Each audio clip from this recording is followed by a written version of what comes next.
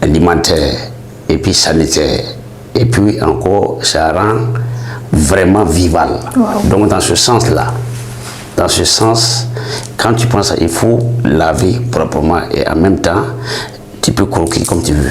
Mais maintenant, pour frire, pour préparer, là, c'est un choix maintenant. Ok. Voilà. Donc c'est un complément d'objet alimentaire. On peut remballer l'émission, hein. Il faut juste préciser une chose. Exactement, c'est ce que notre invité a dit. Et je vois que j'ai affaire. Mon poste est vraiment menacé. Hein. Depuis la dernière émission, mon poste est très menacé. Mais je vais relever le défi. Il faut justement rappeler que le Kumvado justement a été créé au temps des années 70. Il était utilisé comme une nourriture de soudure. Ça veut dire entre les cultures et la récolte. C'était les moments où les mamans ont trouvé la créativité de concocter des mets avec des feuilles de niébé, des feuilles de haricots aussi, qui poussaient pendant la saison hivernale. Donc, qu'elles pouvaient sécher et conserver. Voilà, c'était exactement comme ça que ça se faisait. Et effectivement, côté préparation, je vous note 10 sur 10. Thank you very much. Lavage propre. Aniché. Tougouni. Baragui. Lavage propre. Bouillir.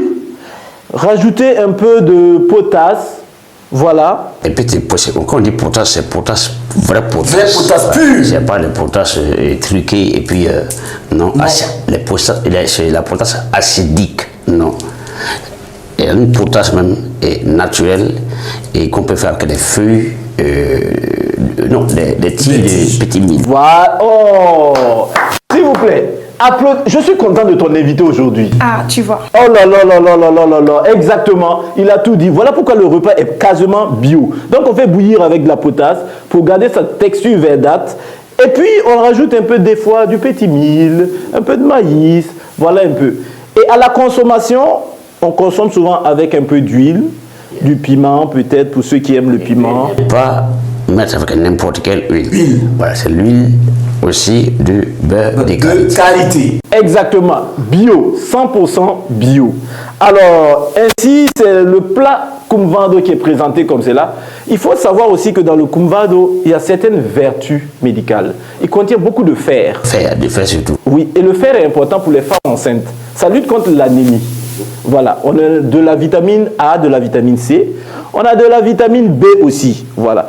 Et il y a beaucoup de fibres à cause des feuilles et tout, qui permettent la bonne évacuation de la chose. Voilà. Exactement. Fluidifier. Exactement. Oh, très beau français. Fluidifier. Voilà. Alors, ainsi est décrit notre plat de Kumvado. Alors, j'ai oublié de vous demander votre... Ah, vous m'avez déjà précisé que votre plat préféré, c'était le Kumvado. Et puis aussi, sauce feuille d'oseille. D'oseille. Ok, je pense qu'on pourrait bien préparer ça la prochaine fois pour vous. Du Kumvado aujourd'hui et la prochaine fois sauce feuille oseille.